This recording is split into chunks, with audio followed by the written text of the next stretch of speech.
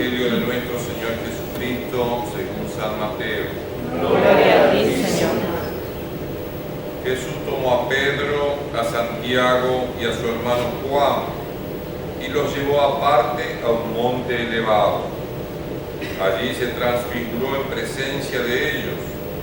Su rostro resplandecía como el sol y sus vestiduras se volvieron blancas como la luz. De pronto se les aparecieron Moisés y Elías hablando con Jesús.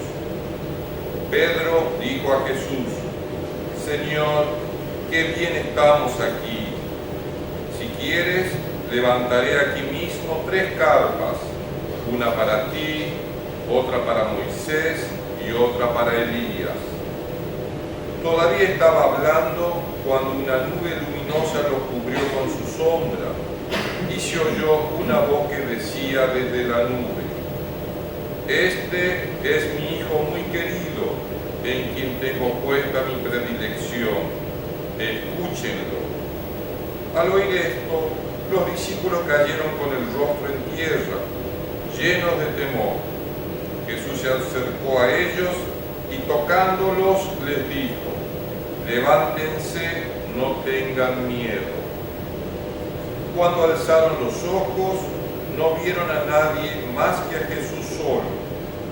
Mientras bajaban del monte, Jesús les ordenó: No hablen a nadie de esta visión hasta que el Hijo del Hombre resucite de entre los muertos.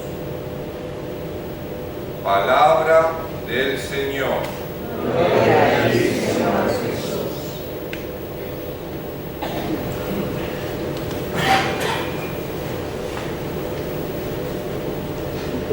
Queridos hermanos todos, especialmente los hermanos del interior, y muy particularmente quisiera saludar a los hermanos saradeños que en el día de ayer celebraban su fiesta patronal, ya que en toda la iglesia nos alegramos con el día solemne de San José Osorno. Compartimos esta celebración correspondiente al segundo domingo de este camino cuaresmal, camino penitencial que hacemos junto a toda la iglesia, el pueblo de Dios, peregrino que se encamina hacia la meta de la paz. Segundo domingo de Cuaresma, como cada año, el tema de nuestra meditación, de nuestra contemplación, se refiere a la transfiguración del Señor. Después que Jesús vence las tentaciones en el desierto, la reflexión que hacíamos el domingo pasado, también hace el primer anuncio de la cruz, del sufrimiento y de su paso por la muerte. Anuncio que desconcierta, produce una gran desolación en los discípulos. El Señor entonces necesita animar el corazón de los discípulos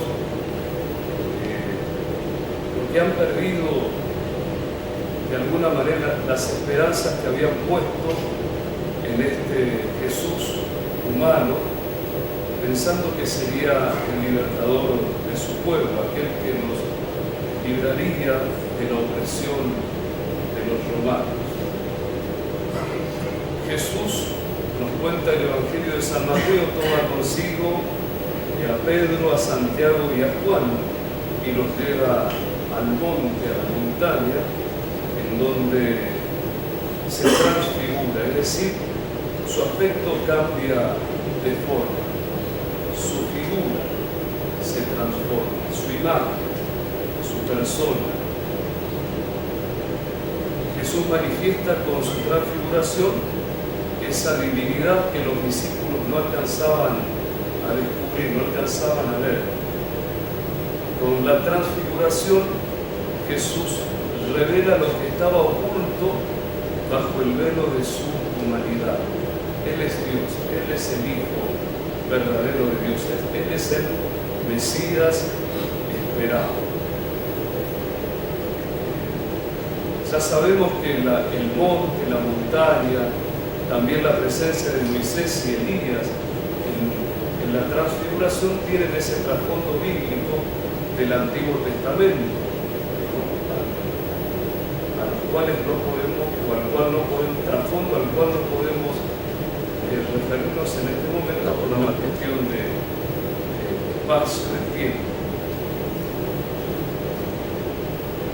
Dirán algunos intérpretes de las Escrituras y de este hecho de la transfiguración, que Jesús en ese día, en su humanidad, entró en éxtasis.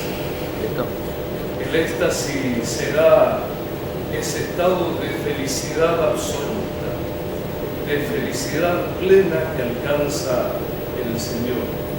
Es un misterio de felicidad divina.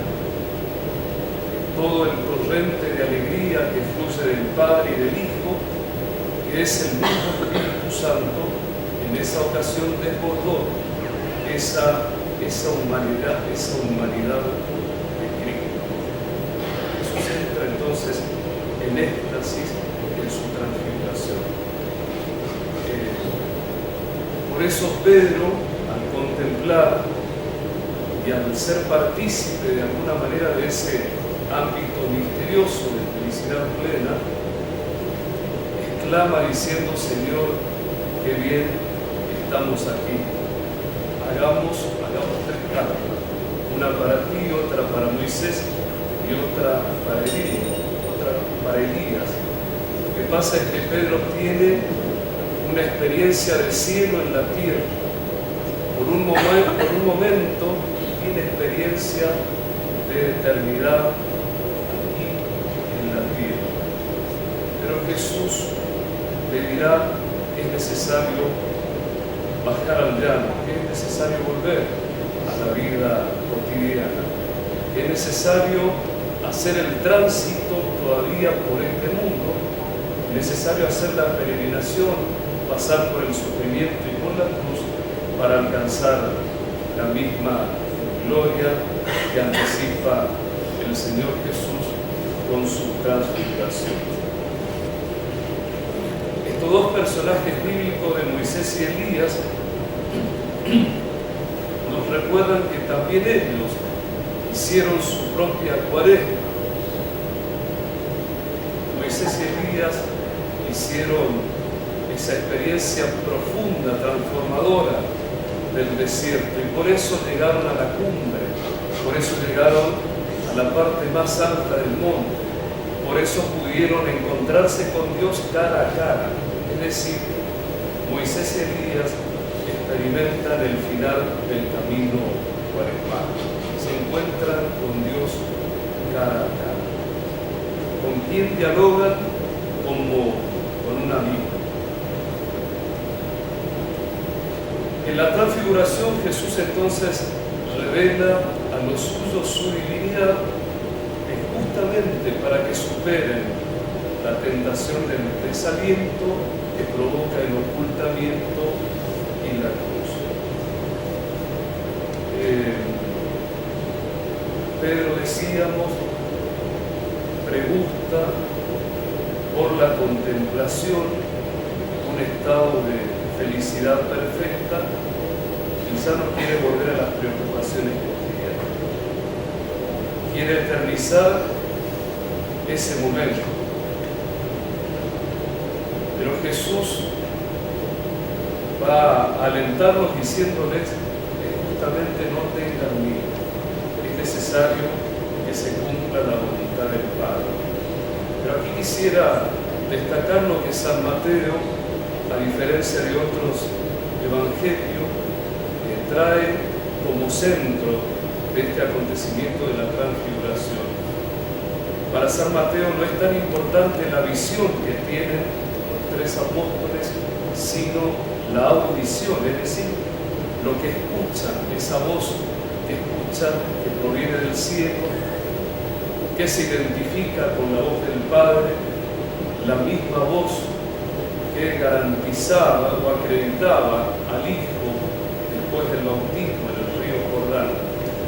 Esa voz de Dios dirá: este es mi Hijo muy querido en quien tengo puesta mi predilección. A Él escúchenlo.